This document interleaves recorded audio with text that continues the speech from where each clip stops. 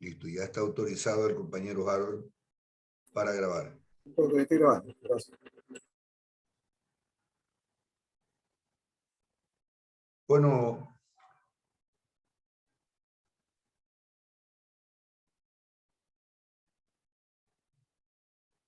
yo tengo la seguridad que muchos de nosotros estamos preocupados por lo que está pasando en el país.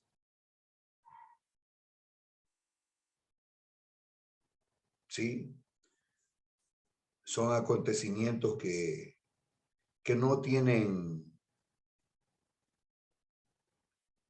un surgimiento espontáneo, sino que son cosas que han sido planificadas con la finalidad de llevar el país a la situación en la que se encuentra. Yo espero que Dios mediante salgamos fortalecidos de esta situación, ¿no? Parece que los señores indígenas se han acostumbrado a imponer su criterio y a querer tumbar gobiernos democráticos. Entonces, espero que esta vez no ocurra y haya el respeto a la Constitución y las leyes.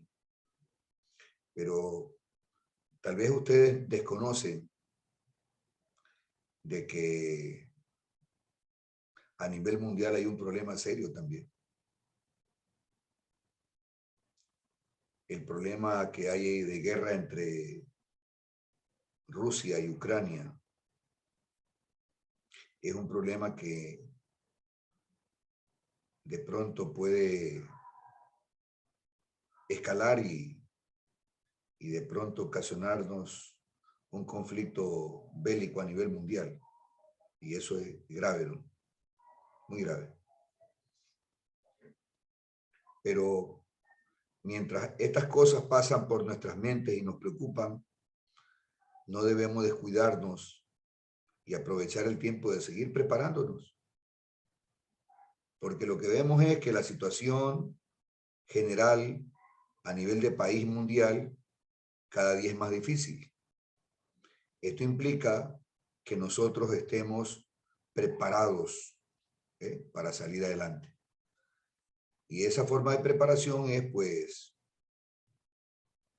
profesionalizándonos y convertirnos en agentes de cambio para las personas que nos rodean. Vamos a empezar a estudiar ahora el último tema de microbiología. Y este tiene que ver con los hongos. Ya estudiamos las bacterias, ya estudiamos los virus, ahora nos toca estudiar hongos. De pronto, la problemática de los hongos en el ser humano no se le da mucha importancia. Y la población hasta desconoce cómo es posible que estos microorganismos son capaces de producir también un sinnúmero de patologías y enfermedades que afectan al ser humano. Vamos a dar una visión general de esto, procurando Dios mediante, si podemos dar hoy día, si no, completarlo mañana, porque no quiero hablar solamente de las micosis comunes, que muchos de ustedes a lo mejor alguna vez escucharon o han conocido, sino también la oportunidad de conversar un poco sobre enfermedades micóticas que también son comunes, pero que la población generalmente desconoce. Entonces vamos a empezar por ahí.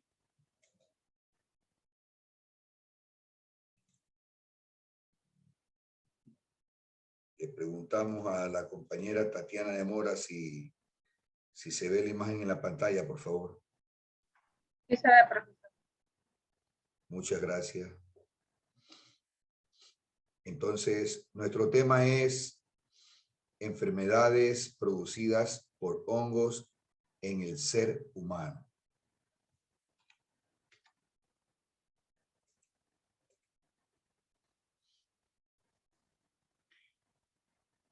Las enfermedades que los hongos pueden producir en el ser humano son tres. Uno, los hongos son causas de alergia. Dos, también pueden ser ocasión de intoxicación grave. Y tres, las enfermedades que se conocen con el nombre de micosis. Vamos a hablar un poquito sobre los dos primeros puntos, pero nos vamos a centrar en el tercer punto, que son las micosis.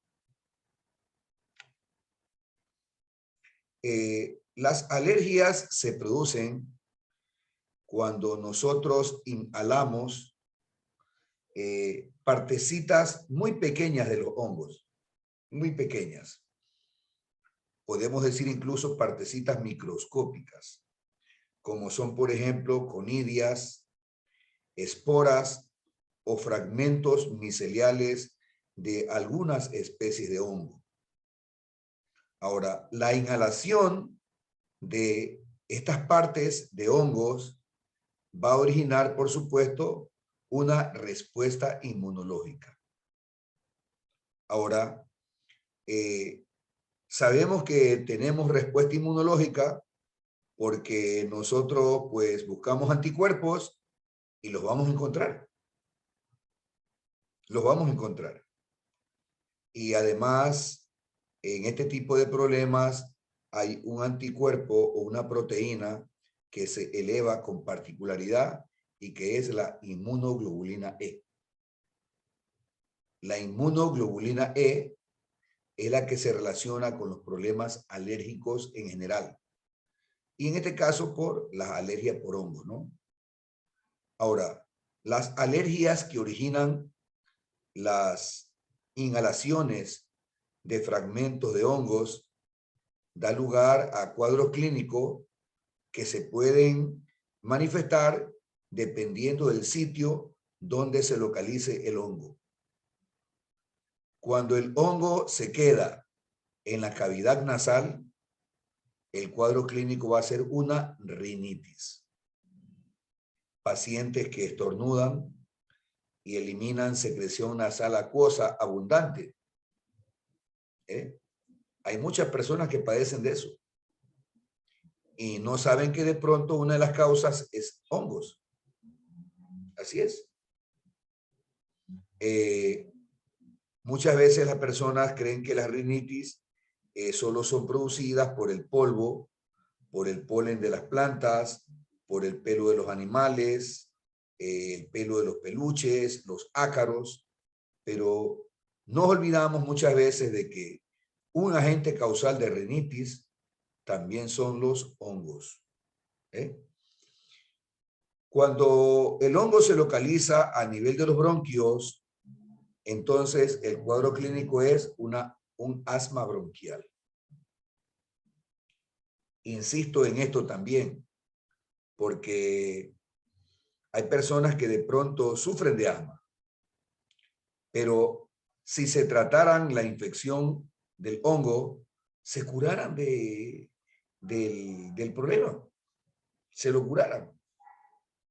Porque en este caso hay una causa que tiene tratamiento. Y el asma bronquial se presenta con las características que todos conocemos. Hay broncoconstricción y la persona pues al meter o exhalar, al inspirar o expirar, a nivel de los bronquios se dan unos sonidos tipo silbido que se conocen con el nombre de sibilancia, ¿no? Entonces, esos ruidos que la gente dice que como que tiene un gatito adentro, es una manifestación clínica del asma. Y un causante de esto, pues, son los hongos. Y El tercer problema se presenta cuando el hongo avanza, ya no se queda en la cavidad nasal ni en los bronquios, sino el hongo llega a residir en el tejido pulmonar.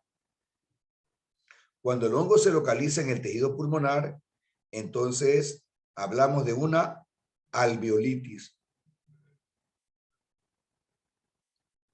Los radiólogos, los imagenólogos dicen neumonitis.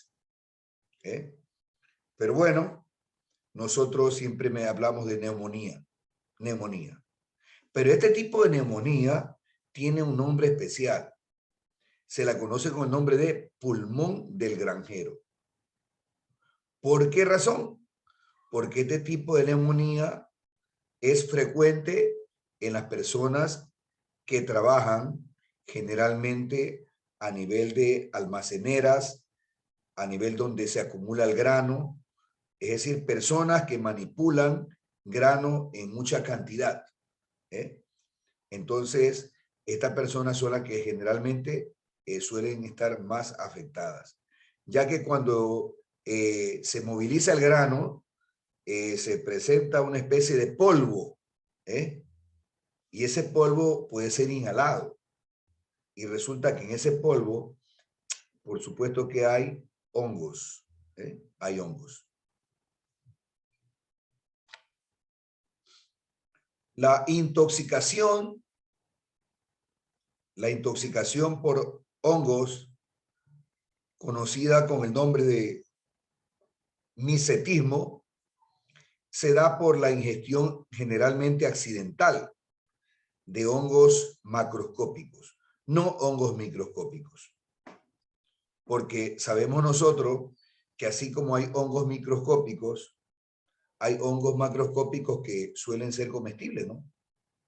Ahí tenemos, por ejemplo, los champiñones. Son hongos macroscópicos y son comestibles. Y hay personas que de pronto a veces confunden este tipo de hongos y accidentalmente ingieren hongos que son tóxicos. La persona va a presentar inicialmente síntomas digestivos.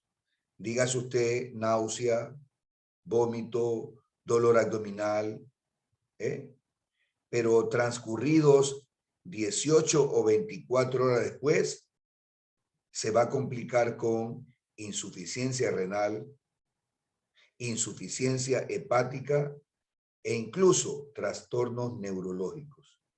Y la persona puede perder la vida, ¿no? Puede perder la vida ya que estos hongos son venenosos, son tóxicos para la salud humana. Pero, sí, dígame. Una pregunta, ¿y los hongos que vemos en árboles, maderas, yo he visto así, esos hongos también hacen el mismo daño? Bueno, hay algunos hongos que no son patógenos, ¿no? Hay algunos que no son patógenos, pero hay hongos que de llegar a ingerirlos del ser humano son tóxicos, ¿ya? Y bueno, se los conoce como setas venenosas, ¿no? Setas venenosas se las conoce y a veces la gente confunde, ¿no? De pronto un niño accidentalmente se mete a la boca a uno sin saberlo. Hay personas, hay sitios donde se cultivan hongos para hongos comestibles. Y a veces en las zonas donde se cultivan hongos comestibles, a veces en zonas aledañas, crece el mismo hongo de manera silvestre. Y las personas que lo conocen, bueno, lo retiran y se lo comen. Pero a veces cuando la persona no conoce, puede confundirlo y de pronto estar ingiriendo hongos venenosos, ¿no? Que como dije hace un momento, primeramente ocasionan trastorno digestivo, es decir, te comiste algo dañino, pero luego de, hablemos, 18 o 24 horas, la persona comienza a tener trastorno de mal funcionamiento de los riñones, mal funcionamiento del hígado y trastornos neurológicos. que si no se controlan pueden llevar a la muerte de la persona.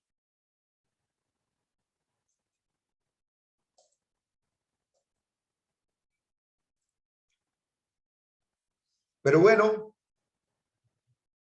esto es lo que nos interesa a nosotros. El capítulo de las enfermedades ocasionadas por hongos, que se llaman micosis. ¿Cuál es el concepto de una micosis?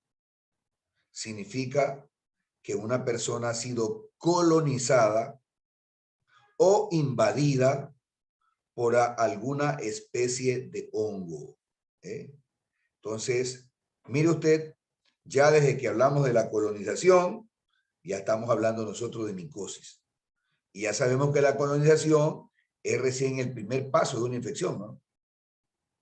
Es el primer paso, porque después tenemos, como ustedes saben, la infección inaparente y después el tercer lugar es la enfermedad infecciosa. Pero ya desde la colonización, ya nosotros hablamos de micosis. Ahora, ¿de qué depende que una persona sana sea invadida por un hongo o especie de hongo que nunca ha estado en su cuerpo? La colonización va a depender de 3 factores. Uno, que el hongo sea patógeno. Esto significa que si el hongo no es patógeno, bueno, pues su contacto no produce ningún tipo de problema. El segundo aspecto que hay que tomar en cuenta es la inmunidad del huésped. Y en esto tenemos que decir que precisamente los pacientes con sistema inmunológico debilitado son los más propensos a sufrir de micosis. Los más propensos. Incluso de las micosis que se llaman profundas, que afectan a órganos del cuerpo. Y el tercer punto que tiene que ver también con esta colonización se debe a que el hongo tiene que llegar a un sitio adecuado donde pueda crecer. Es decir, dependiendo del hongo del que estamos hablando, hay ciertos sitios donde el hongo llega y no va a producir absolutamente nada. Pero hay otros sitios donde, por ejemplo, el hongo llega y va a ocasionar infección. Un sitio que se conoce como terreno adecuado son las zonas de los pliegues del cuerpo, ¿no? Es decir, donde hay un pliegue en el cuerpo es un sitio donde en algún momento podemos tener hongos nosotros. Por ejemplo, el pliegue axilar, el pliegue inguinal, los pliegues que se forman en el cuello, el pliegue que se forma entre la mama y la piel del cuerpo de la mujer, etcétera, etcétera, ¿no? Y también sitio para que crezcan los hongos son las zonas húmedas del cuerpo, ¿no? Como por ejemplo la cavidad vaginal, como por ejemplo la cavidad bucal. Es decir, también permiten el crecimiento de ciertas especies de hongos con mayor facilidad.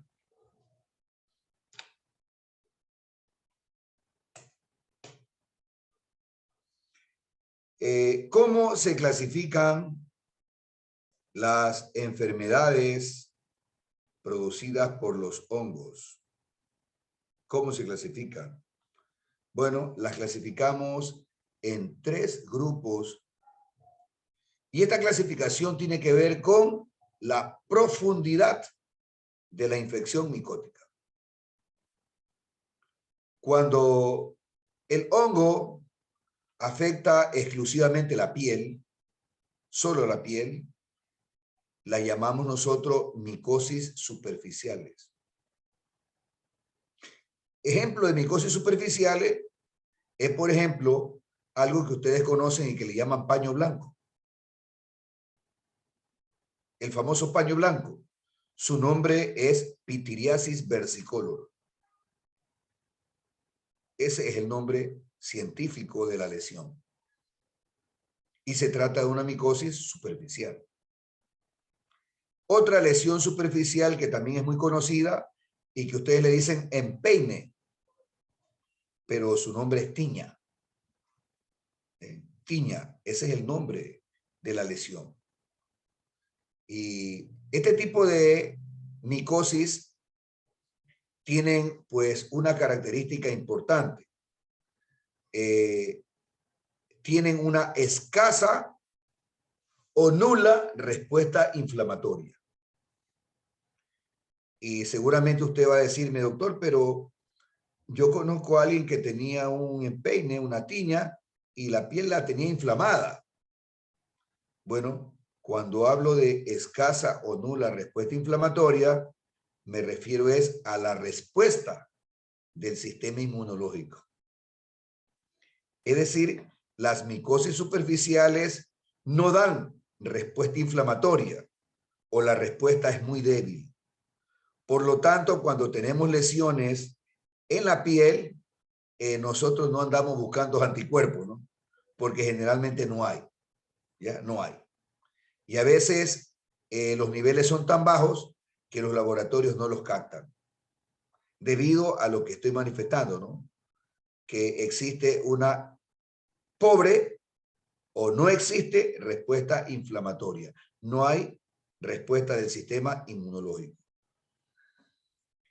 En el caso de las micosis intermedias o cutáneas, estas micosis suelen afectar la piel y sobre todo ya capas profundas de la piel. Pero también son capaces de afectar las mucosas. Las mucosas. Entonces, a estas se les llama micosis intermedias o cutáneas. Se llaman así porque afectan las capas profundas de la piel, pero sobre todo también pueden afectar las mucosas. Entonces, esto significa que puede estar afectada la mucosa vaginal, la mucosa bucal, la mucosa nasal, la mucosa faríngea. Esas son las mucosas. Ahora, cuando hablamos de este tipo de micosis, pues la más conocida son las candidiasis, ¿no? A esto pues era lo que se refería alguien que preguntaba, me parece fue ayer, cuando hablaba de las candidiasis, ¿no? Ayer hablábamos era de parásitos. Ahora, si bien es cierto que los hongos son parásitos también, pero nosotros en este momento los estamos tratando o estudiando como especies fúngicas, ¿no? Especies de hongos. Y ahí tenemos entonces candidiasis vaginal. Ahí tenemos en los bebés esas manchitas blancas que le salen en la boca, que la gente le dice las llaguitas de leche. Eso es candidiasis. Es candidiasis oral. También se le conoce con el nombre de muguet. Muguet. Y en tercer lugar, tenemos las llamadas micosis profundas o sistémicas. Las micosis profundas o sistémicas se llaman así porque afectan órganos. Afectan órganos. Y además se le llama sistémicas porque en ciertas condiciones estos hongos son capaces de llegar a la sangre y diseminarse a través de la sangre.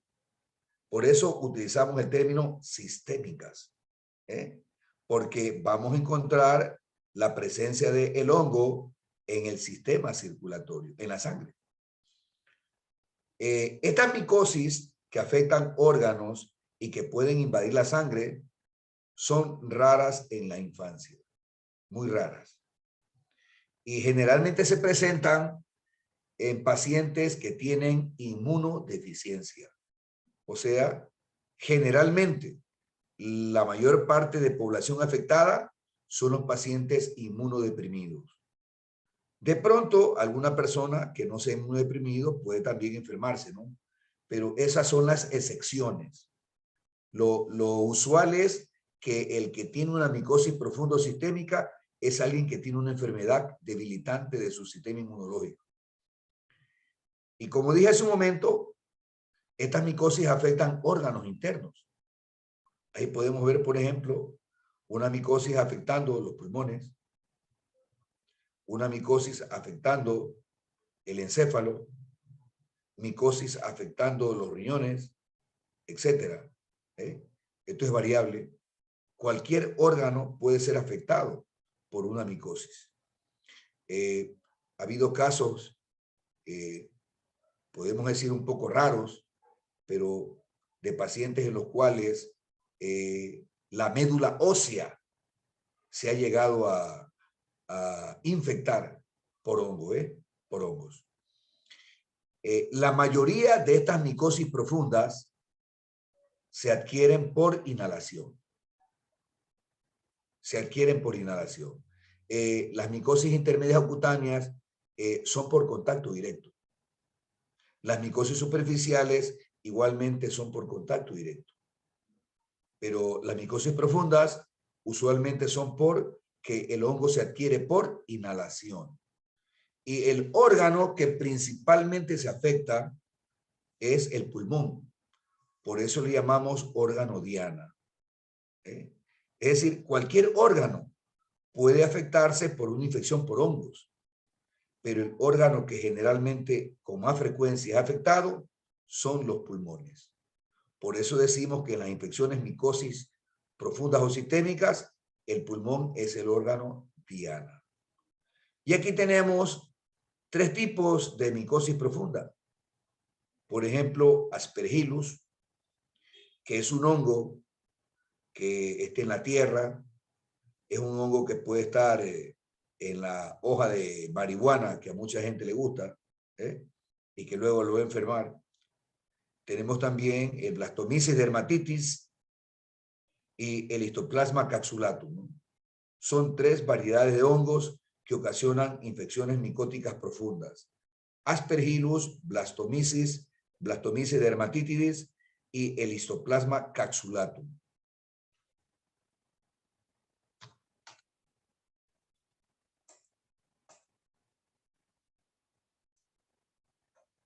¿Cómo se diagnostican las infecciones micóticas?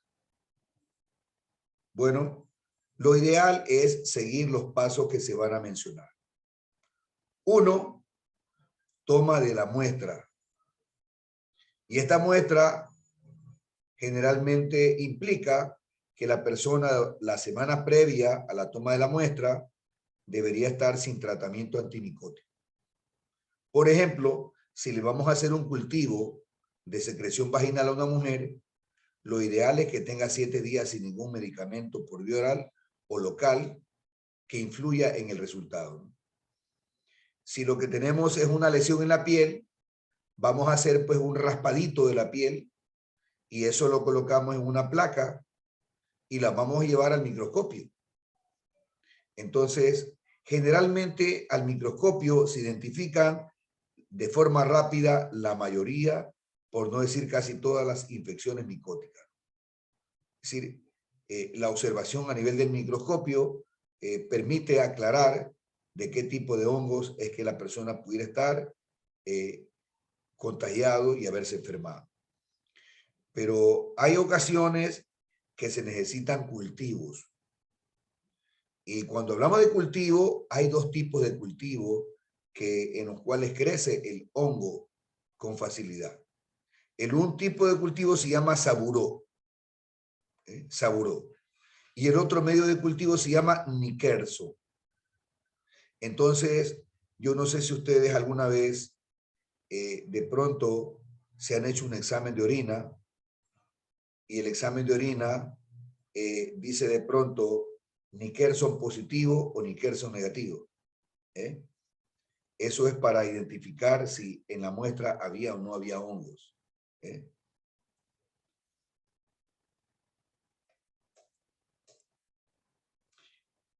Aquí tenemos 4 placas llevadas al microscopio.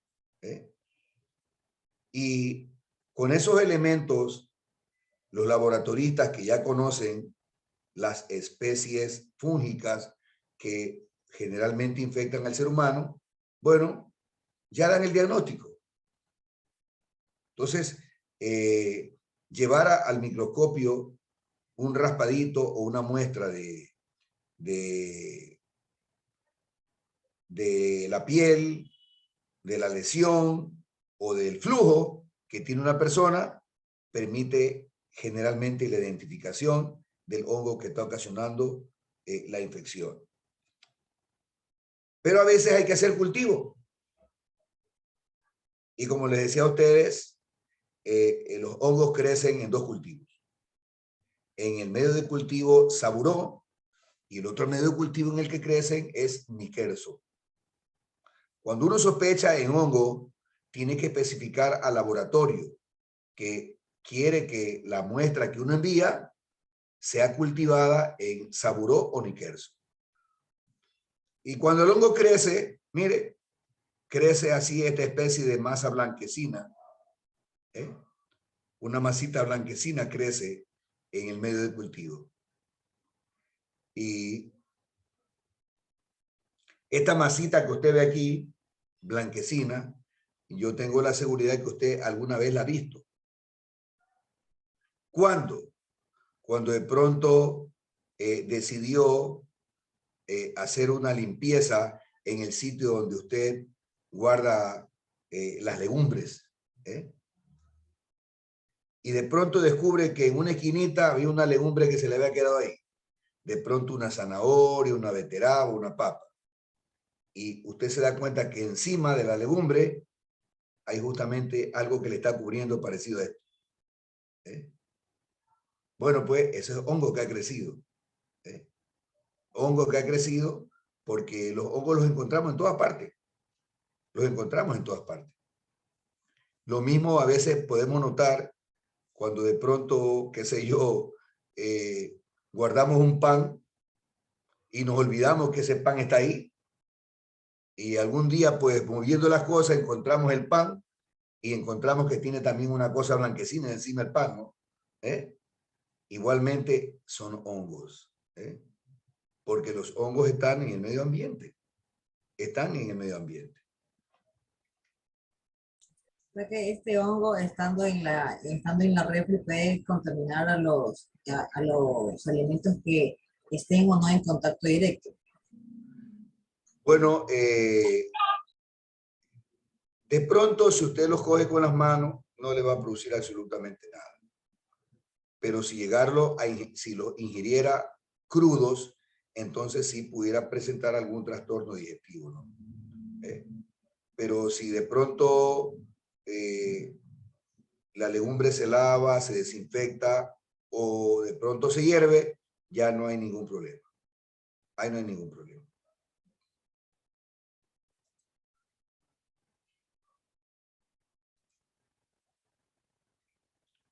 Y entonces, hablando de micosis superficiales, vamos a hablar sobre una de las enfermedades que mencioné y que la gente le llama empeine. Empeine le llaman. Y ahí yo veo que mucha gente se pone esmalte de uña, pasta de diente. Bueno, la gente inventa cosas para ponerse, ¿no? Inventa muchas cosas. El nombre científico es tiña. En latín es tinea, tinea. Y acá en español le decimos tiña. Entonces, por ejemplo, la tinea corporis es la tiña que aparece en el cuerpo.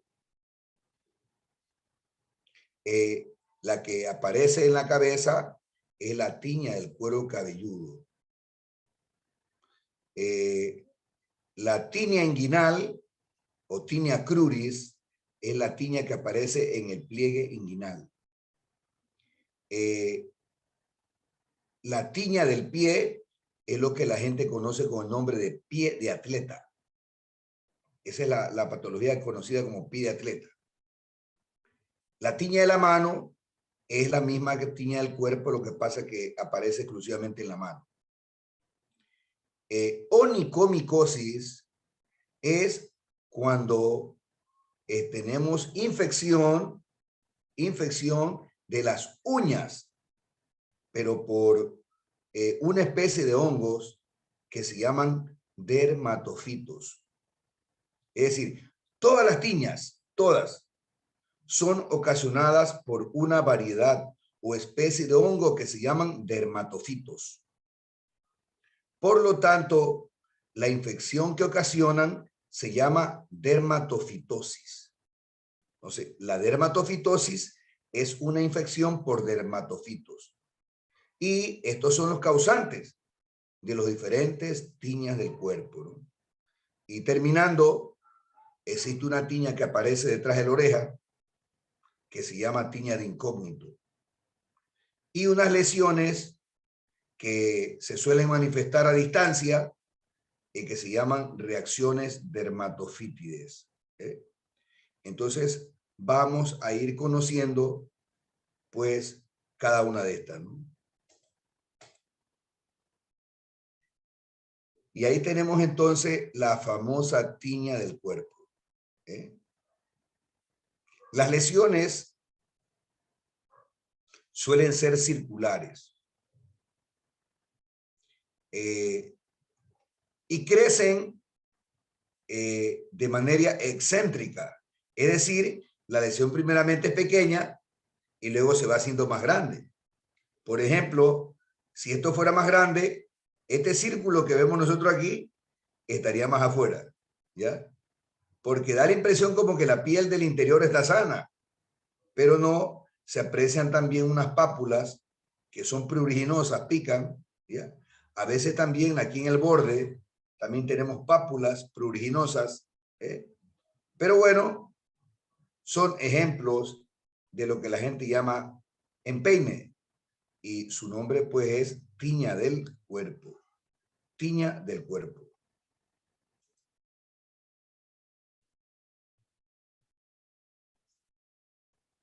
La tinea capitis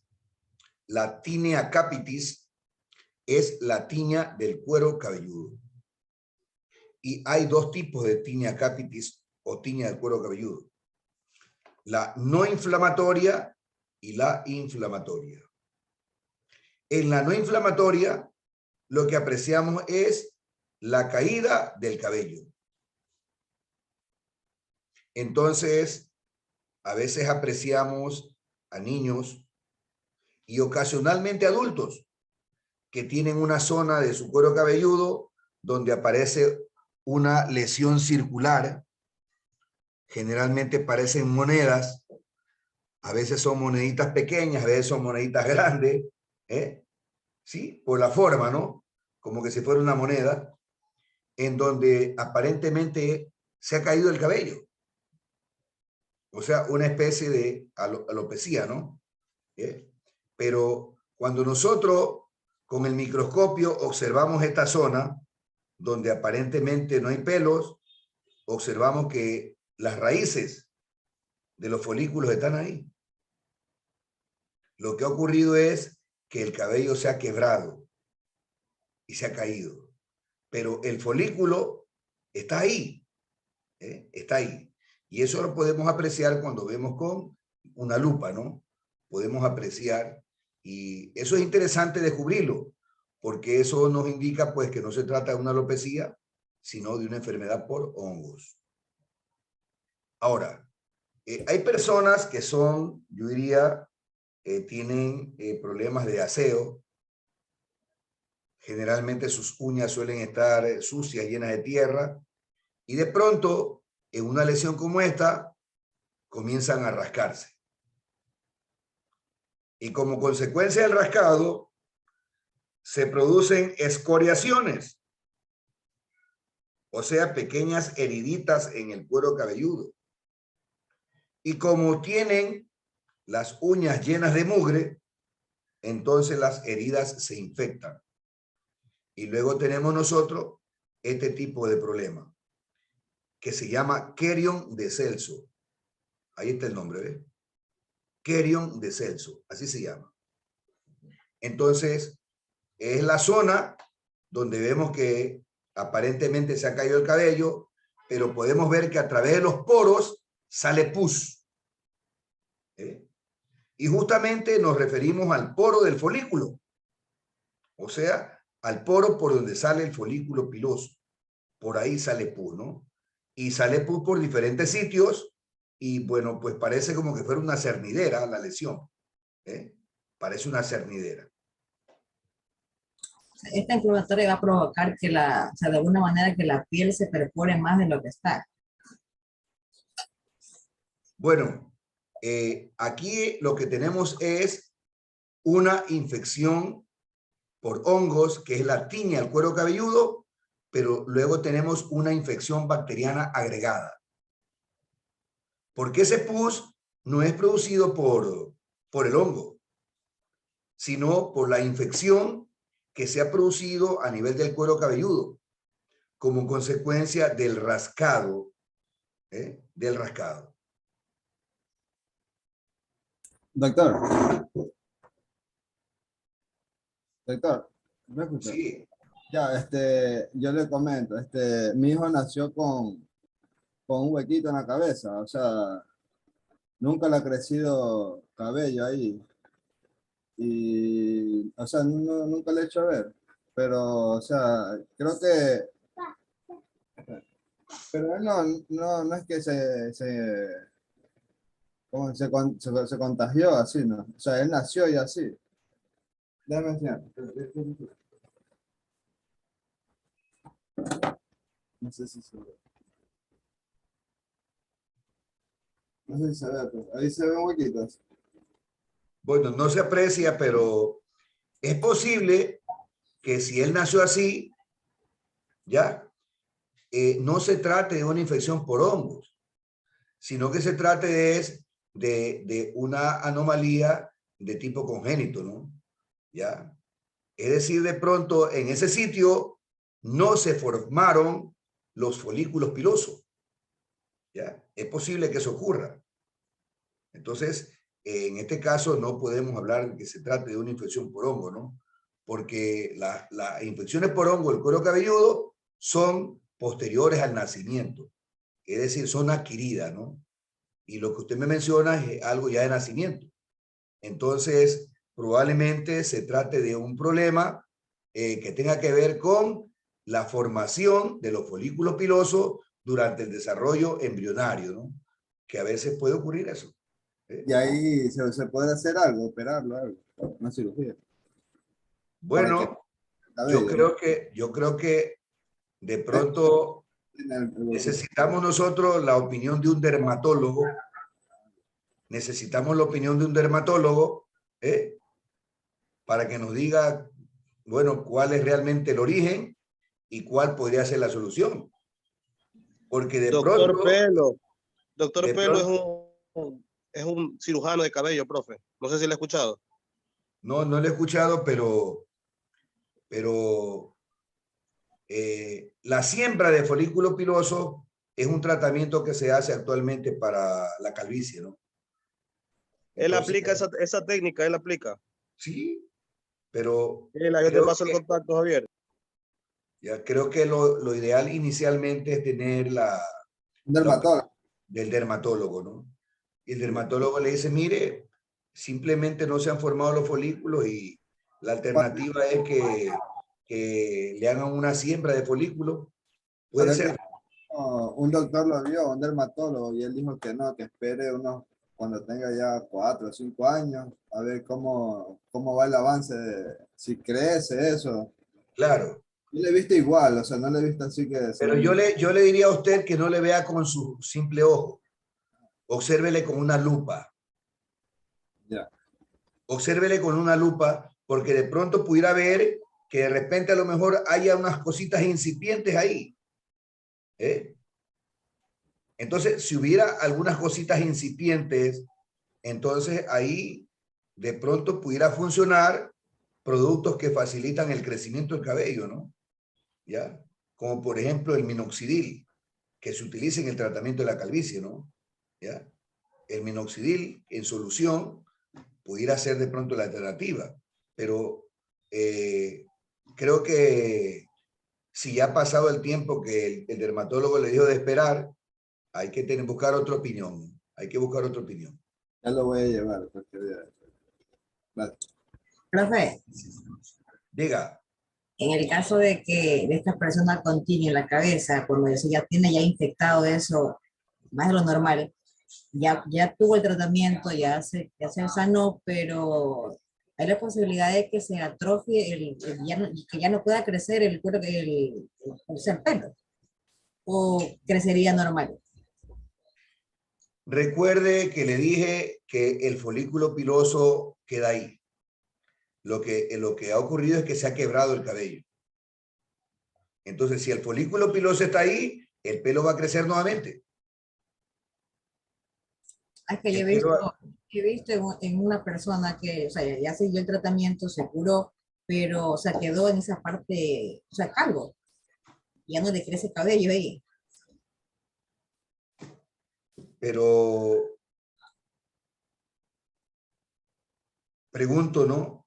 Si de pronto él ha seguido bajo control, ¿ya? Si ha seguido de pronto bajo control, porque normalmente el cabello vuelve a crecer. Yo he visto niños que han tenido unos problemas graves y luego de que se han curado, el cabello ha vuelto a crecer.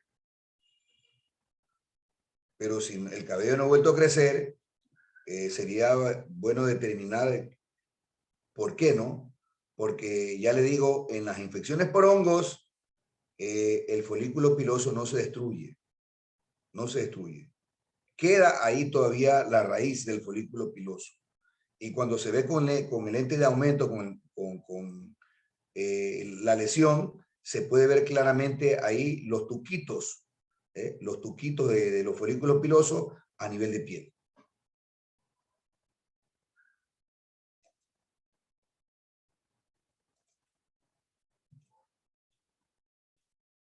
Y esta se llama tiña inguinal. Mire, en la piel morena se ve así. En la piel morena se ve así. Pero en la piel blanca se puede apreciar como vemos nosotros aquí. Entonces, el problema es este pliegue. Este pliegue es el origen del problema. Porque esta es una zona caliente y húmeda. Entonces, resulta que los hongos crecen en las zonas calientes y húmedas, en las zonas tibias y húmedas del cuerpo. Y por supuesto que esta persona sintió por ahí molestias y no le paró bola, ¿no? Para llegar a este estado, de verdad no le prestó atención. No le prestó atención. Porque esto no ocurre de un día para otro, ni de una semana para otra. Este tipo de problemas, yo me imagino que debe tomar por lo menos 2, 3 semanas para que evolucione así, ¿no? Ahora, lo interesante es que usted se puede dar cuenta, mire, que hay un borde. Mire, hay un borde nítido de la lesión. Hay un borde. Este borde nos permite a nosotros concluir de que se trata de tiña inguinal por dermatofito. Porque hay otro tipo de lesiones que también aparecen aquí, pero que no son así. Entonces, cuando la lesión tiene un borde definido,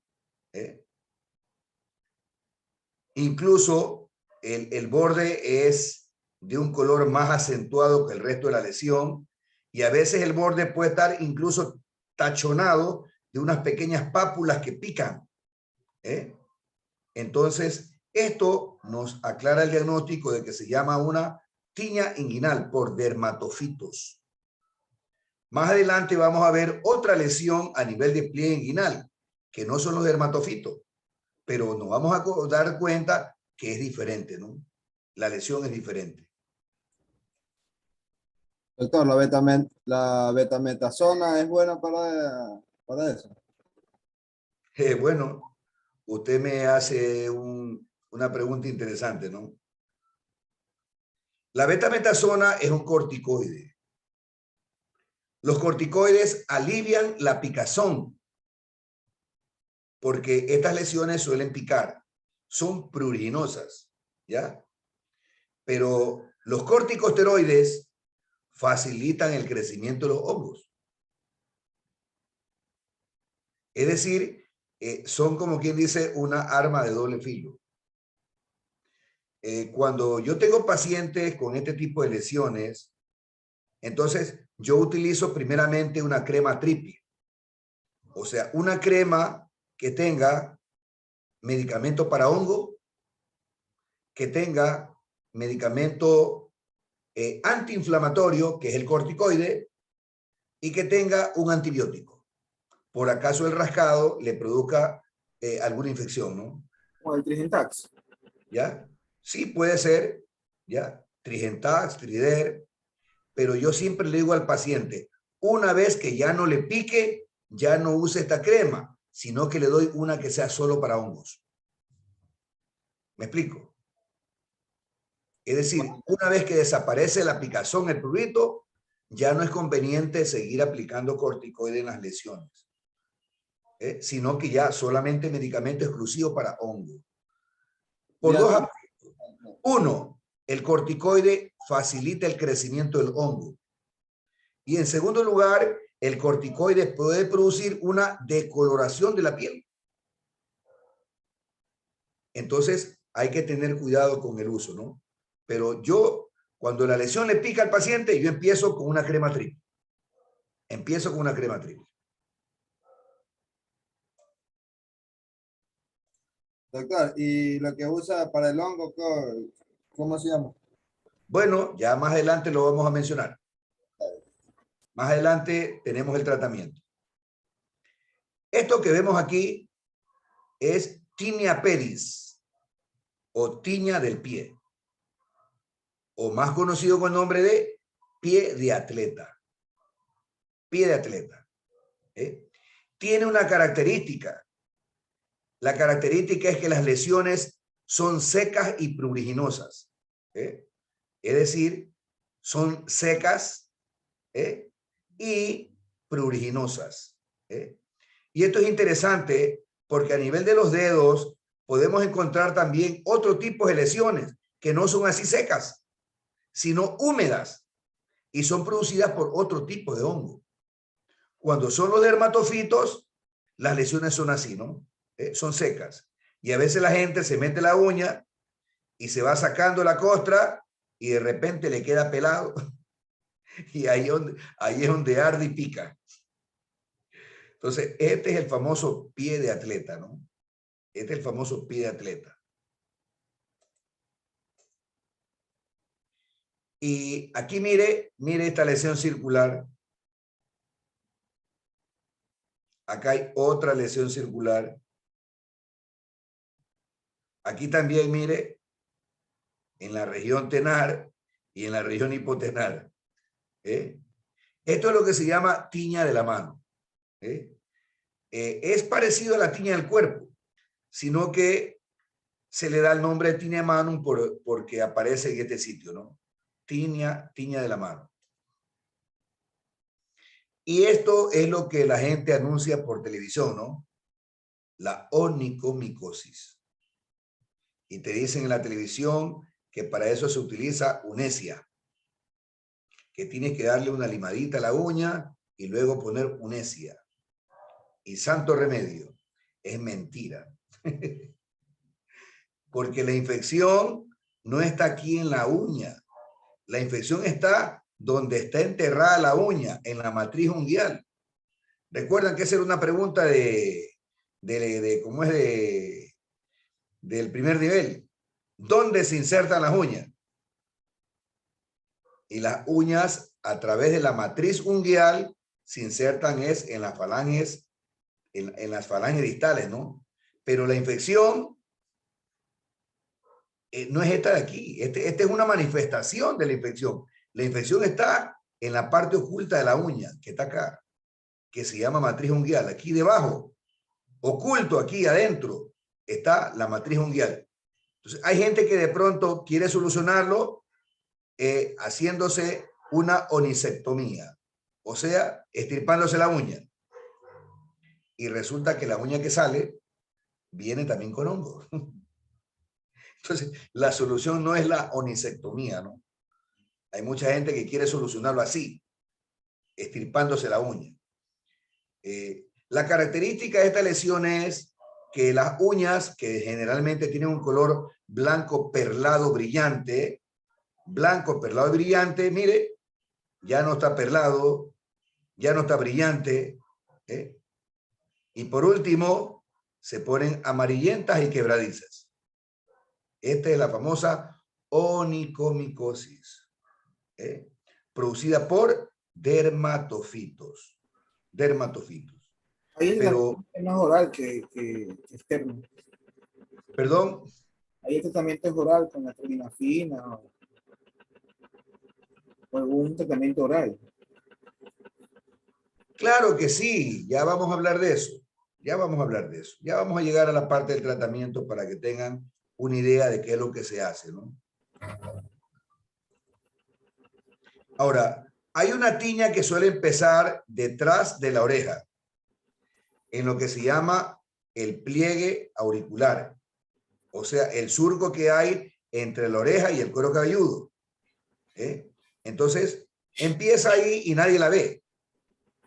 Y luego ya podemos verla en el pabellón auricular o la podemos ver en el cuello. Entonces, por su forma de presentación, a esta tiña se la llama tiña de incógnito, por su presentación.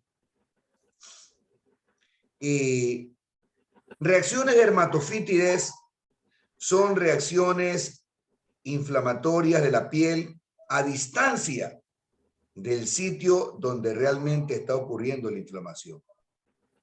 Les pongo un ejemplo, mire. Este pacientito presentaba esta lesión, la cual fue catalogada de una dermatomicosis. Y se le prescribió medicamento para el hongo de aplicación local. O sea, una crema local, una crema tópica. Y el pacientito llevaba ya 2 semanas y no experimentaba ninguna mejoría. Entonces el pacientito regresó a la consulta, ¿ya? ¿Y sabe dónde estaba el hongo? Era aquí, mire, ¿ve? Esta era la lesión. Esta era la lesión por hongos. Y lo que había acá se llama reacciones dermatofítides. ¿Y cómo se supo eso? Porque se hizo un raspado de la lesión. Un raspadito, se tomó pues ese raspadito, se lo llevó al microscopio y resulta que no se encontró nada.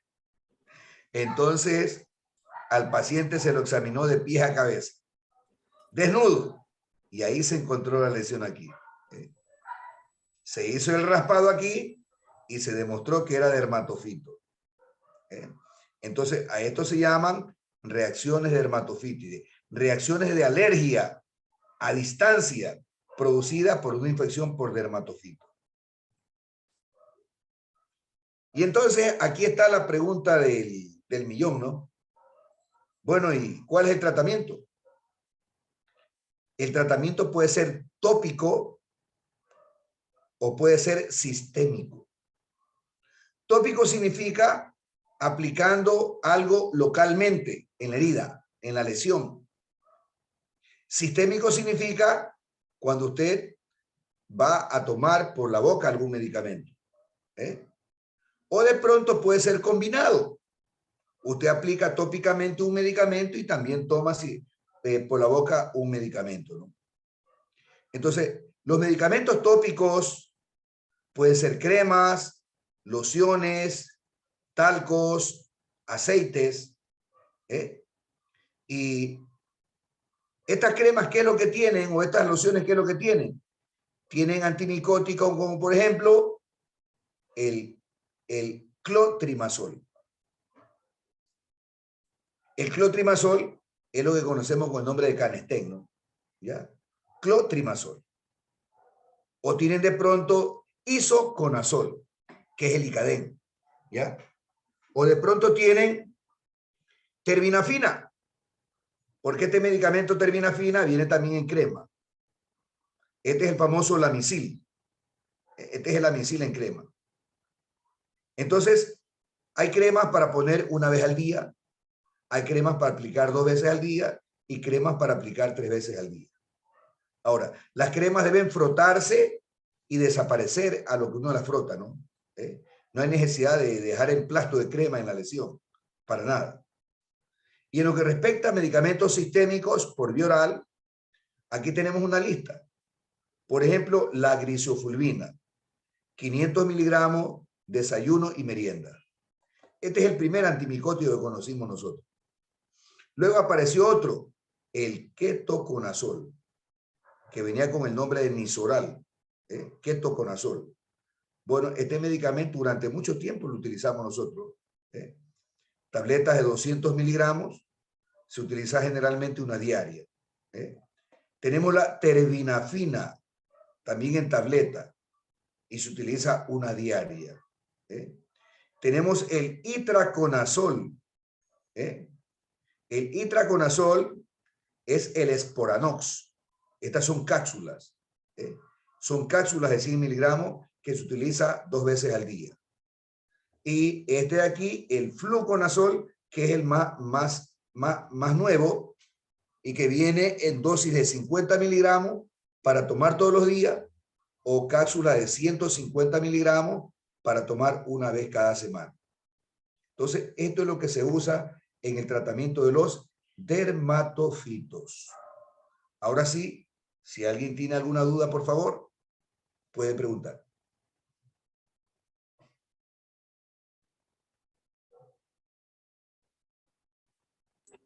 Cuando la pregunta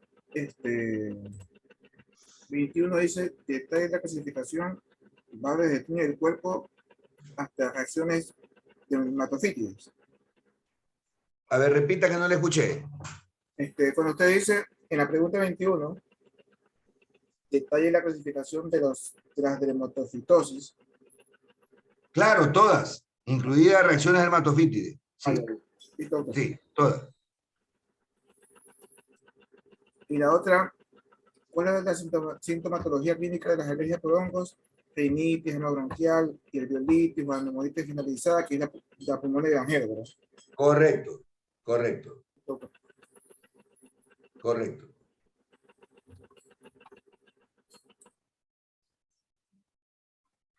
Bueno, nos faltan 5 minutos para las 8. Mire, y vamos a ver luego candidiasis. Así que este es otro tipo de hongos muy frecuentes, pero lo vamos a dejar para cuando regresemos del receso. Entonces, vamos a merendar. Profe, Dígame. no sé si me puso la asistencia antes cuando inició la clase. ¿Qué pasa? Que cuando usted tomó la asistencia se me desconectó el Zoom. Ahí me volvió a conectar y le dije, pero creo que no me escuchó. Le pongo Kevin Abril. Lisbeth Cedeño. Gracias, profesor. Presente, buenas noches. Leslie Profe, Cedeño. también está Leslie Cedeño. Muy bien. ¿Y Lady Mejillón? No está Lady Mejillón.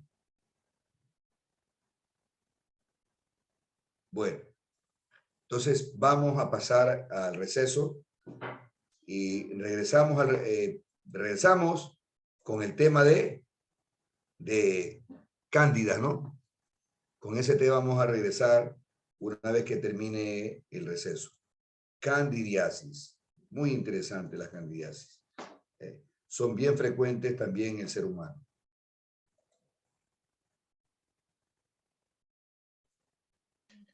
Listo.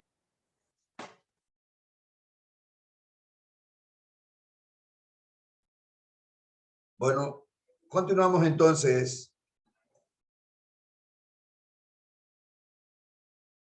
Y como les indicaba, ahora vamos a hablar de candidiasis. Doctor, antes que empiece con esa materia, con ese tema, ¿le puedo hacer una consulta? ¿Perdón? Antes que empiece con ese tema, ¿le puedo hacer una consulta? Dígame. Ya, no sé si esté más adelante o es decir, me estoy adelantando y después lo digo. Hay una pregunta que dice, ¿qué ocasionan los hongos patógenos en el ser humano? Repita la pregunta. ¿Qué ocasionan los hongos patógenos en el ser humano? Ya lo dijimos. Alergias, intoxicaciones y micosis.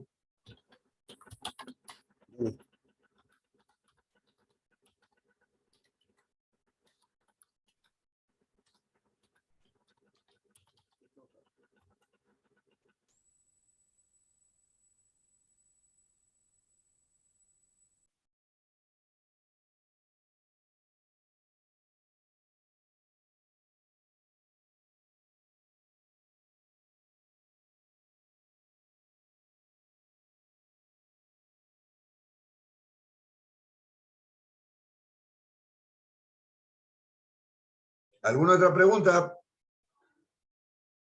Doctor, Sí, profe, yo sí. La que dice, ¿por qué los lactantes son susceptibles de enfermarse de candidiasis oral o muget? Bueno, presta atención en la clase para que conteste. Ah, todavía no lo ha dicho.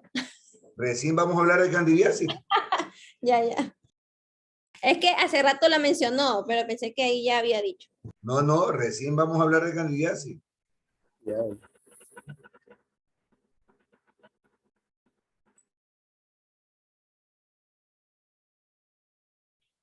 Pregunto si se ve la imagen en la pantalla, por favor. Sí se ve. Se ve, profe. Cuando hablamos de la clasificación de las micosis, hablamos de micosis superficiales y pusimos como ejemplo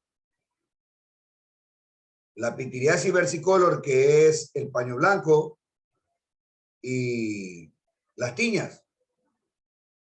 Y cuando hablamos de micosis intermedias o cutáneas, hablamos de como ejemplo las candidiasis. Bueno, ese es el tema que vamos a desarrollar. ¿Quiénes ocasionan las candidiasis? Levaduras. Un tipo de hongos que se llaman levaduras. Pero las levaduras tienen una diferencia notable con los dermatofitos que acabamos de estudiar. ¿Por qué? Porque las levaduras poseen mayor capacidad de parasitación. Recordemos que los virus, bacterias y hongos son parásitos. Bueno, las levaduras tienen mayor capacidad de parasitación que los dermatofitos. Por tal razón, pueden afectar las mucosas, como mencionaba temprano, por ejemplo, mucosa vaginal, mucosa bucal, mucosa nasal, Incluso cuando el paciente presenta inmunodeficiencia, o sea, cuando hablamos de pacientes inmunodeprimidos, las levaduras pueden incluso diseminarse en la sangre. Es decir, una micosis sistémica diseminada.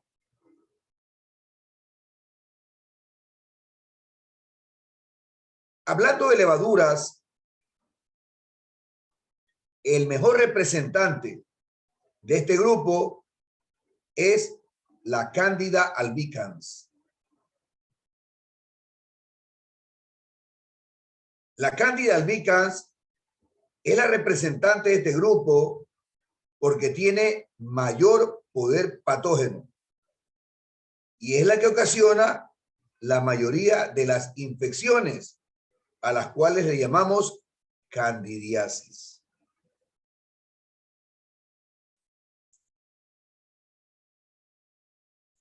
Para que se produzca una candidiasis, hay que tomar en cuenta diferentes factores patogénicos. Un factor patogénico lo mencionamos como factor fisiológico.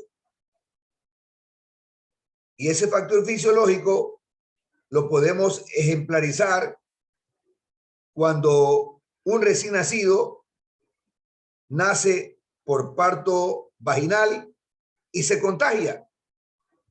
ya que la mujer tiene una infección vaginal. Y entonces el recién nacido, al salir por el canal del parto, se puede contagiar. Pero ¿por qué le decimos que este tipo de infección es originada por un factor fisiológico?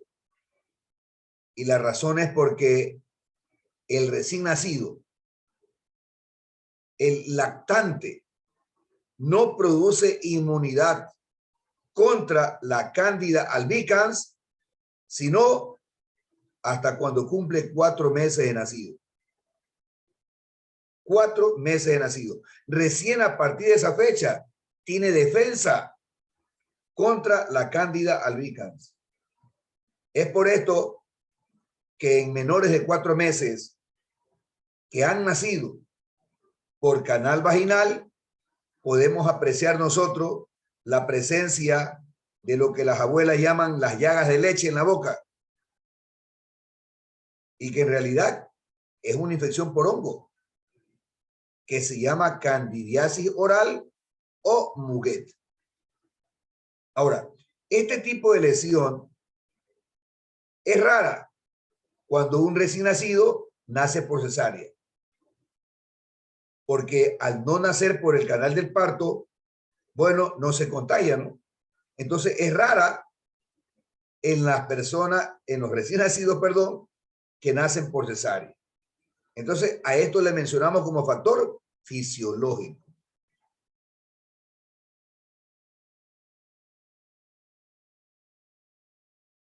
Y hablando de qué es lo que hacemos nosotros cuando hay esto, ¿no? Las abuelas dicen que hay que limpiarle esa llaga al bebé con el pañal orinado.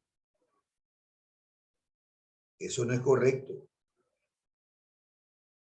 Para eso es que hay una suspensión que se llama acronistina.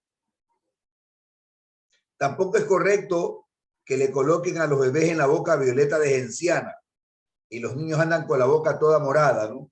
Eso no es correcto. Es decir, lo que hacemos es utilizar antimicóticos de uso local, ¿no? Como por ejemplo la acronistina.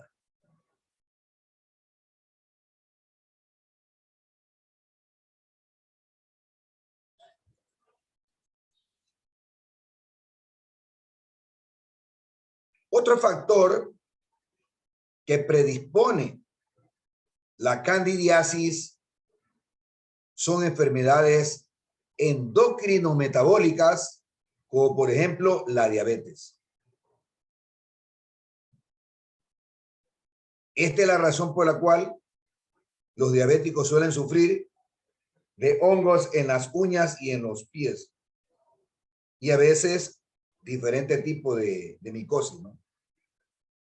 Lo mismo podemos hablar de pacientes que padecen de hipoparatiroidismo, pacientes que padecen de la enfermedad de Addison, que tiene que ver con la glándula suprarrenal, o con la enfermedad de Cushing. Lo mismo puede ocasionar enfermedades de la tiroides. Pero ¿por qué todas estas enfermedades pueden predisponer a que una persona sufra candidiasis? Es porque estas enfermedades debilitan el sistema inmunológico. Todas estas enfermedades debilitan el sistema inmunológico. Es decir, son personas inmunodeprimidas.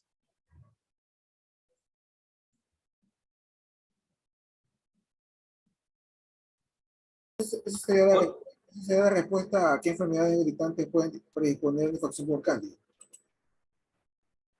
Recién voy a hablar de eso. Perdón. Yo estoy hablando que la enfermedad debilita el sistema inmune. No he dicho enfermedad debilitante. Las enfermedades debilitantes que también predisponen a candidiasis son la leucemia, la anemia, las inmunodeficiencias, la hepatitis crónica, los tumores o cánceres y también la pancreatitis. Entonces, todas estas enfermedades también predisponen a la candidiasis. Un cuarto factor es un factor que involucra muchas veces a los operadores de salud. Se llama factor iatrogénico y que se debe al uso inadecuado de medicamentos como los corticoides y los antibióticos. Los corticoides y los antibióticos pueden favorecer el desarrollo de una candidiasis. Los corticoides, cuando se usan a nivel sistémico, ocasionan déficit inmunitario celular, es decir, deprimen el sistema inmunológico. En cambio, los antibióticos lo que hacen es ocasionar un cambio ecológico al destruir parte de la flora bacteriana. Entonces, mire, voy a poner ejemplo. A veces hay niños con problemas diarreicos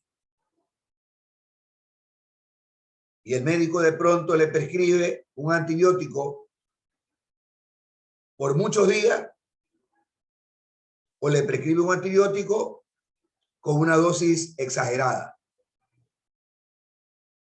Y entonces resulta que inicialmente la diarrea mejora, pero posteriormente la diarrea vuelve y persiste.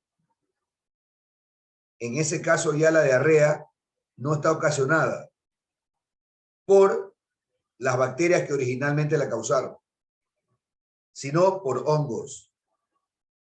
¿Por qué? Porque el antibiótico destruye la flora bacteriana intestinal normal, la flora que normalmente existe en el intestino. Y eso permite el crecimiento de hongos como la cándida. Entonces, el niño que estaba primeramente con una diarrea, luego hace ahora una diarrea verdosa, que se debe a Candida albicans. Y en lo que tiene que ver con los corticoides, eso lo podemos apreciar nosotros en personas que utilizan corticoides por vía oral. Por ejemplo, pacientes que padecen de artritis reumatoidea y toman todos los días corticoides. El corticoide a la larga debilita el sistema inmunitario y eso predispone al paciente a sufrir de candidiasis. Ahora, ¿quién es el que usa los antibióticos y quién es el que usa los corticoides? El profesional médico. Por eso a ese factor se le llama iatrogénico. O sea, es un daño ocasionado por el profesional que utiliza estos medicamentos.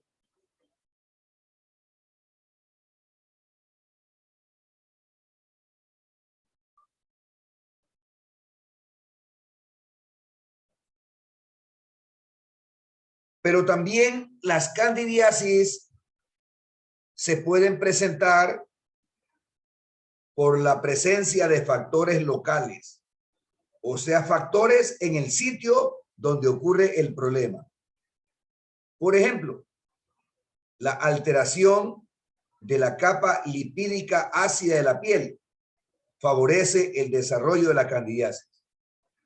¿A qué me refiero cuando digo capa lipídica ácida de la piel? Me refiero al manto ácido.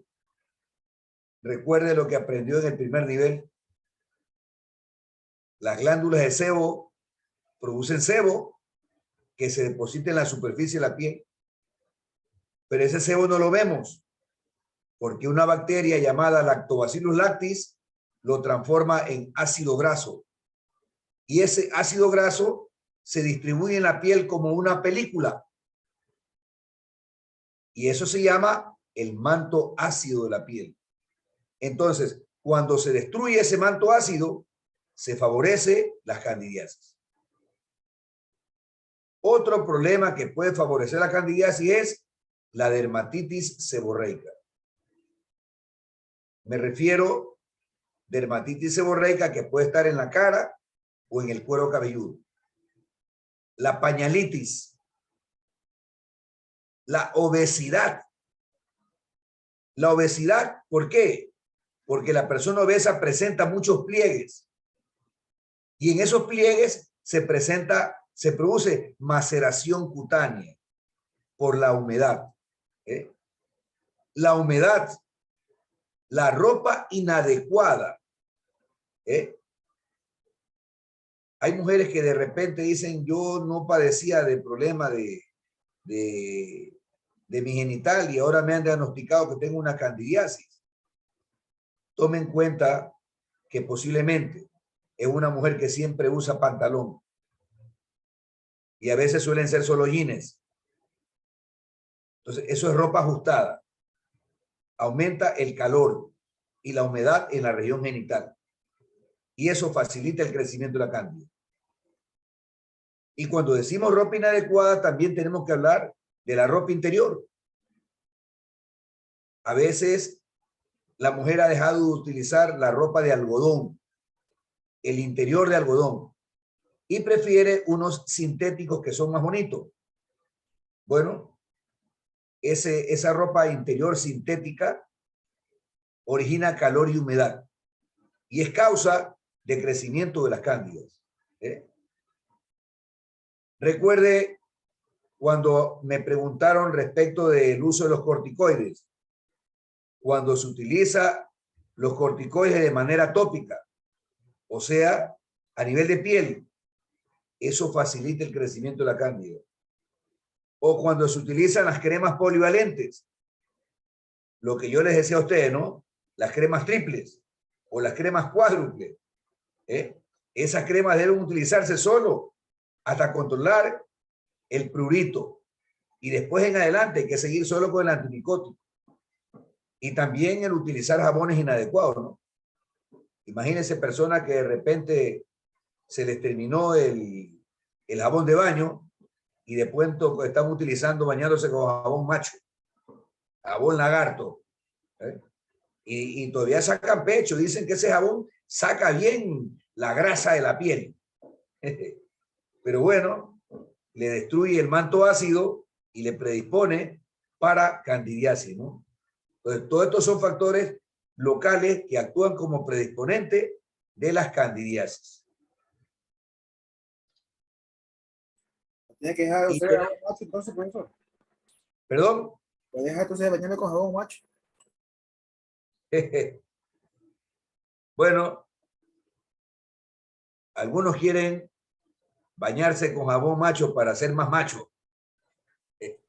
Condea, bro. Pero bueno,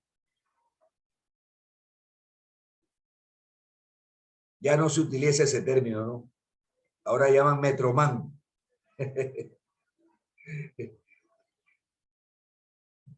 Ahora ya van a los gabinetes de belleza que le hagan manicure, le hagan depilaciones y esas cosas. Son los primeros pasos. Bueno, vamos a seguir. Y entonces, ¿cómo se clasifican las candidiasis? Y las candidiasis las clasificamos entonces en dos tipos. Recordemos que las candidiasis son micosis intermedias. Y ya dijimos que las micosis intermedias afectan la piel y las mucosas. Por lo tanto, debido a eso tenemos nosotros candidiasis que afectan la piel, que se llaman cutáneas. Y candidiasis que afectan las mucosas, bueno, y se llaman así, ¿no? ¿Cuáles son? Las que afectan la piel, el intertrigo candidiásico. Este se localiza en zona de pliegues, en pliegues del cuerpo. El intertrigo candidiásico interdigital en los pliegues que quedan en medio de los dedos de las manos y los dedos de los pies. Paroniquia es la infección de las uñas. Pero aquí hay algo diferente, ¿no? La cándida no solamente te afecta la uña, sino que te afecta el tejido blando alrededor de la uña. Y tenemos también como causa la dermatitis del pañal por cándida. Y candidiasis congénita. Y en lo que respecta a candidiasis de mucosas, tenemos candidiasis oral, que afecta a la boca, vaginal, la cavidad vaginal, balanitis candidiásica, afecta a la mucosa del pene, y candidiasis mucocutáneo crónica, que afecta la boca. Entonces, vamos a ver imágenes para recordarnos mejor de cada tema. Mire, intertrigo candidiásico en el pliegue submamario. Es decir, el pliegue queda entre la mama y la piel. O en la región inguinal. También es el pliegue inguinal. Pero note usted que no hay aquí ese borde que encontrábamos en los dermatofitos. ¿Sí se da cuenta? No hay ese borde delimitado, ¿no? No hay ese borde. Esa es una característica, ¿no? Que diferencia a la dermatofitosis con la candidiasis, ¿no? Intertrigo candidiásico interdigital. Cuando hablamos de los dermatofitos, ocasionaban el pie de atleta y las lesiones son secas. Acá lo contrario, las lesiones son húmedas. Son húmedas las lesiones. En cambio, en los dermatofitos las lesiones son secas. Y además de ser húmedas, tienen un olor característico, ¿no? Empieza, dice la gente, con olor a un queso rancio.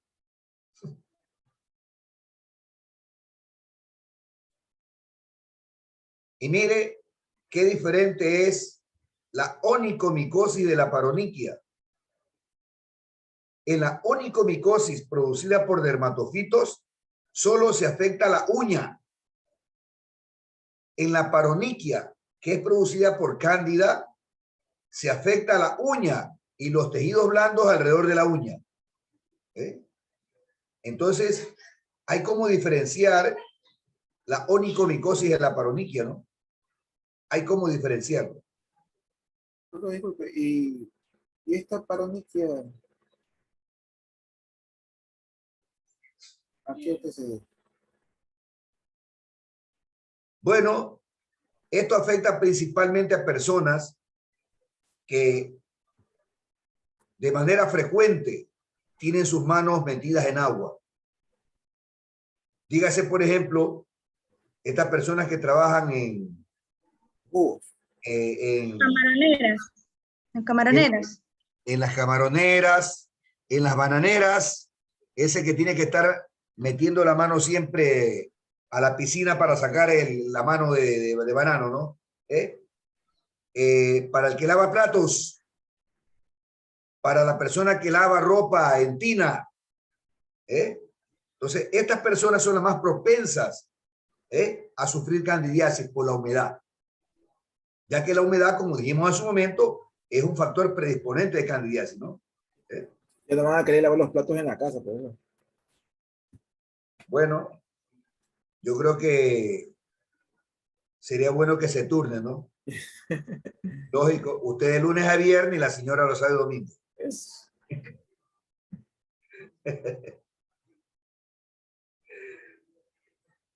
Por acá veo a alguien que ya está dando orden de que ya no va a lavar los platos. Dice Ingrid que no tiene que turnarse.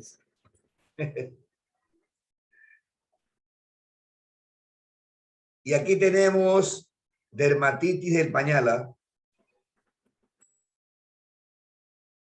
Entonces, no solamente la orina puede producir pañalitis, la cándida albicans también produce pañalitis, ¿no? También produce pañalitis. Y mire la piel de este recién nacido. La mamá tenía candidiasis vaginal. Y nunca hizo tratamiento. Y entonces el bebé puede nacer así, ya infectado. Eso se llama candidiasis congénita.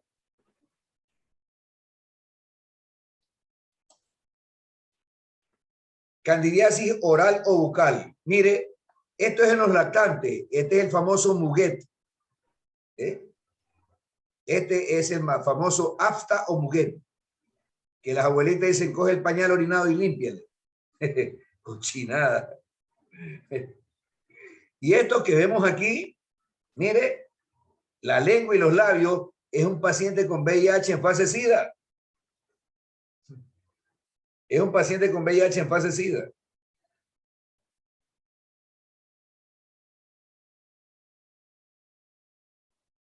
Mire, candidiasis vaginal. Esto parece una lechecita cortada, ¿no? Como leche cortada. Esto viene de adentro, de la cavidad vaginal. ¿Ya? Y esto es un esófago. Y mire cómo está lleno de cándida el esófago. Esto también es en un paciente con VIH en fase SIDA.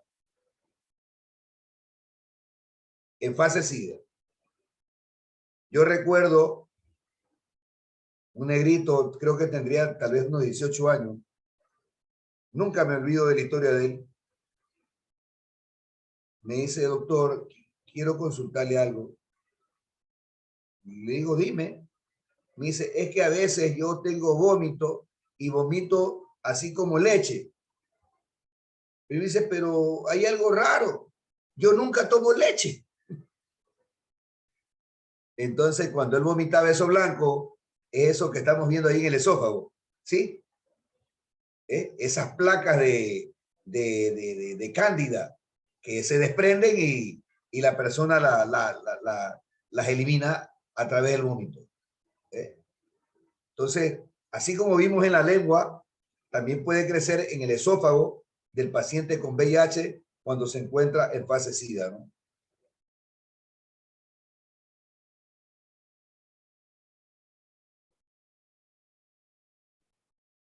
Y bueno, cuando afecta la piel de la mucosa, se llama balanitis, y se afecta el glande también, se llama balanopostitis, ¿no?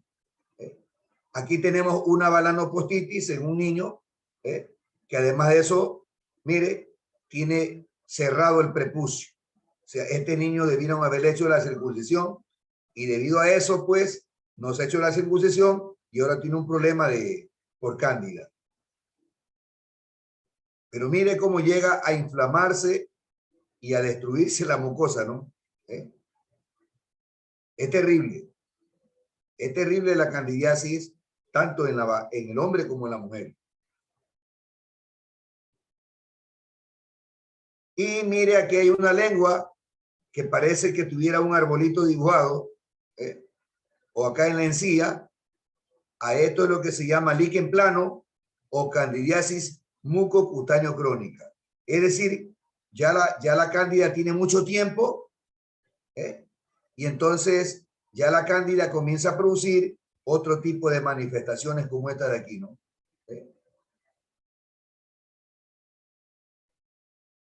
Bueno, y vamos a terminar hoy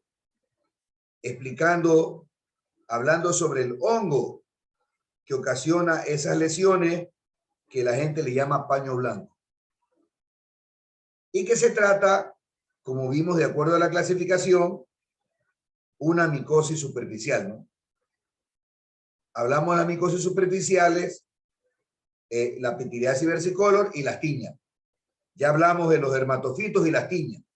Ahora vamos a hablar de la pitiriasis versicolor. Afecta a adolescentes, adultos jóvenes, pero también se puede apreciar en adultos y en niños. ¿Cómo se llama el hongo que produce esto?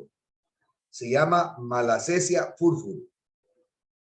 Malassezia furfur, que existe en fase de espora en la piel normal. O sea, todos tenemos ese hongo en la piel.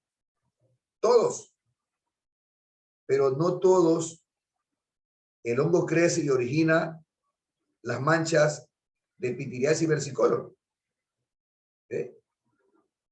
Ahora, este hongo, la Malassezia furfur, es un hongo dimórfico. Esto es interesante, ¿eh? Es decir, tiene dos formas de presentación. Cuando el hongo se localiza en la piel lampiña, o sea, la piel sin pelo, se llama Malassezia furfur. Pero cuando se localiza en la zona donde hay pelo, como el cuero cabelludo, se llama Pityrosporum ovale. Pero es el mismo hongo. Y resulta que el Pityrosporum ovale es el causante de la dermatitis seborreica o caspa. Es decir, el mismo hongo que produce lo que le llamamos paño blanco es el mismo hongo que afecta el cuero cabelludo y que produce la caspa. Le decimos hongo dimórfico porque tiene dos formas de presentación. Ahora, ¿qué es lo que hace que si todos tenemos en la piel el hongo, por qué se desarrolla las manchas llamadas pitiriasis o paño blanco, como le dice la gente, ¿no? Bueno, a esto tenemos que decir el calor, el sudor, la humedad. Haga de cuenta una persona que de repente está jugando en el sol sin camisa, suda y luego la piel está húmeda, ¿no? Y como por supuesto, esa persona, el sudor se le seca, no se bañó, y entonces esto trae como consecuencia un aumento de los ácidos grasos presentes en el sebo. Y a veces se relaciona también con situaciones de inmunodepresión. Estas manchas son más frecuentes en verano por la exposición al sol, ¿no? Y también en pacientes tratados con corticoides. Como mencioné hace un rato, ¿no? Los corticoides favorecen el crecimiento de hongos. Y en algunas personas ya tienen predisposición genética a sufrir de este tipo de problemas. Pitiriasis versicolor no es contagioso. No es contagioso. ¿Cómo lo apreciamos? Aparecen en la piel unas manchas y placas descamativas de forma ovalada que se suele distribuir en la parte alta del tronco, en los hombros y en la parte proximal de los brazos. A veces estas placas se unen y forman grandes placas, ¿no? A veces la placa o mancha puede ser hipocroma. Hipocroma significa de un color más bajo que la piel. Pueden ser rosadas, pueden ser amarillentas o las manchas pueden ser parduzcas. Por esto es que se llama pitiriasis versicolor, porque versicolor significa color variado. Por eso se llama así, ¿no? Color variado. ¿Cómo se diagnostica? Hay dos formas. Los dermatólogos tienen una lamparita de mano que tiene dos tubitos parecidos a los tubos que se utilizan de la fluorescente. Y esa lamparita se llama lámpara de Dut. Cuando se apaga la luz, se enciende la lámpara emite una fluorescencia rosada. Y entonces, cuando se acerca la luz a la piel, las manchas resaltan y toman una coloración rosada. Entonces, esa es una forma de diagnosticar pitiriasis versicolor. La otra forma es que usted coge con un bisturí, raspa la manchita, ¿de acuerdo? Y esas escamitas las recoge en una plaquita. A esa plaquita le agrega hidróxido de potasio y luego la lleva al microscopio. Y entonces a lo que usted ve el microscopio, ve una imagen característica que se llama albóndigas con espagueti.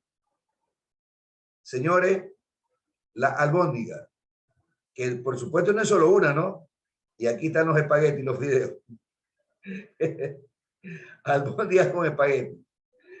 Esa es la imagen clásica de la pitiriasis versicolor cuando se la ve al microscopio. ¿Y cuál es el tratamiento? Bueno, el tratamiento que yo conocí cuando recién empecé mi carrera de médico era este: sulfuro de selenio. Celsum, así llamaba el frasco. Y era una suspensión de color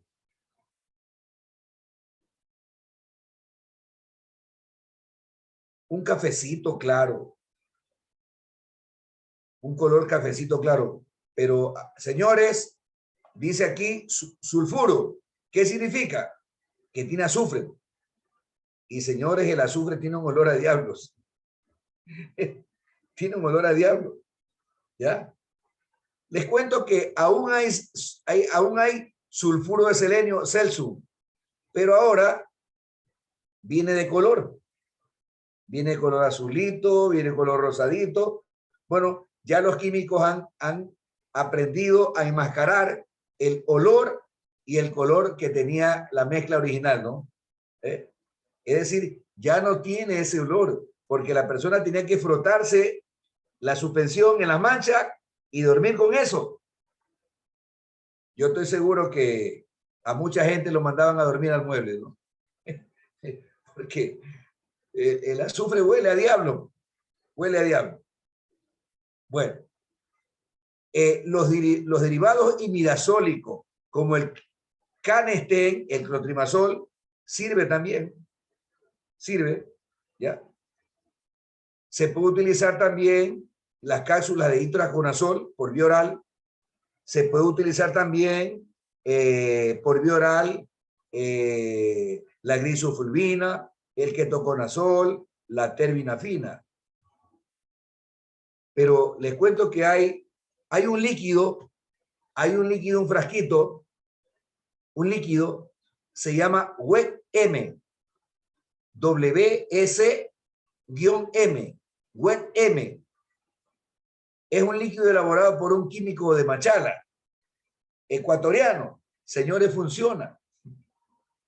Solamente hay que humedecer con ese líquido una gasita y frotar en las manchitas 2 veces al día. Y se cura la persona. Ese WET-M es una sustancia, una solución a base de ácido benzoico, ácido salicílico y otro producto más. Y también funciona. Funciona muy bien. Y ahí está la pitiriasis versicolor, ¿ves? Estas son las manchitas. Y la gente le dice, te ha salido paño blanco. Bueno, y a veces las manchitas se unen y miren, tremenda mancha aquí. Esta es una gran placa. Entonces, esto no hay que confundirlo con vitiligo, ¿no? Vitiligo es pérdida del color de la piel y se trata de una enfermedad autoinmune. Esto es producido por hongo. Y el hongo se llama Malassezia furfur. Bueno, vamos a avanzar hoy hasta aquí. Entonces, lo que es la pitiriasis, lo que produce es decoloración de la piel. Claro, se producen unas manchas de diferentes tonos, ¿ya? Y el tono depende también del tipo de piel, ¿no? Es decir, por ejemplo, en la piel blanca, la mancha puede aparecer como rosadita.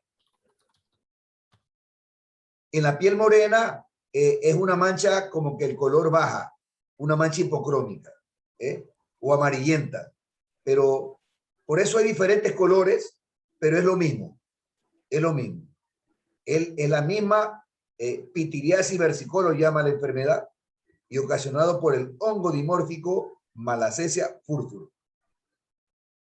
Entonces, en la pregunta 9, podemos poner manchas de diferentes tonos dependiendo del color de la piel. Su forma patógena se debe a varios factores: calor, sudor, humedad, así como el aumento de ácidos grasos, deseo y situaciones de inmunodepresión.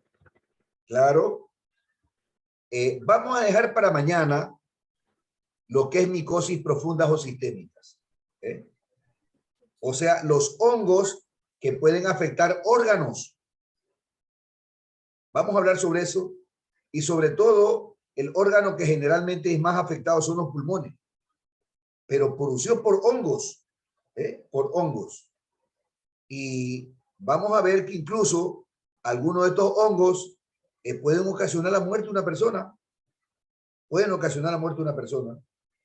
Así que vamos a dejar ese temita para mañana, para desarrollarlo mañana.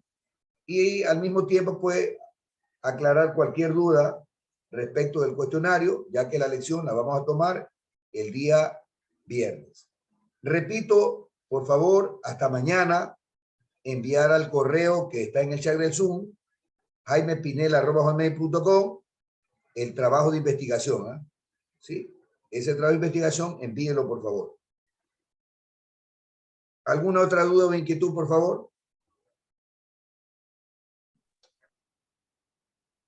Sí, profe, perdón. O sea, porque quede claro, el día viernes no va a ser la lección, ¿o sí? O el día lunes.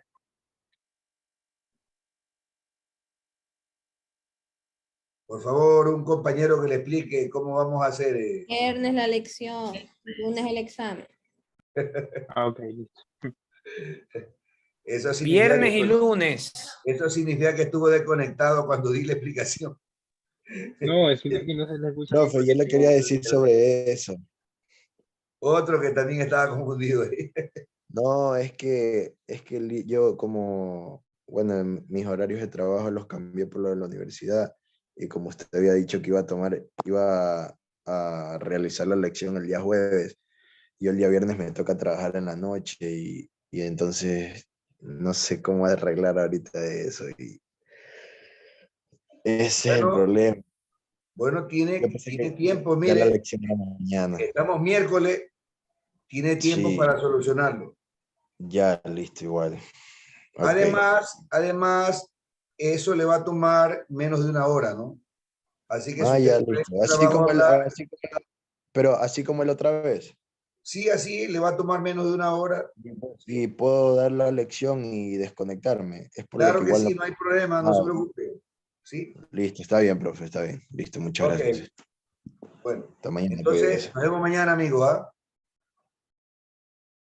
Buenas noches a todos. Mañana. Mañana, doctor. Mañana. Hasta mañana, doctor.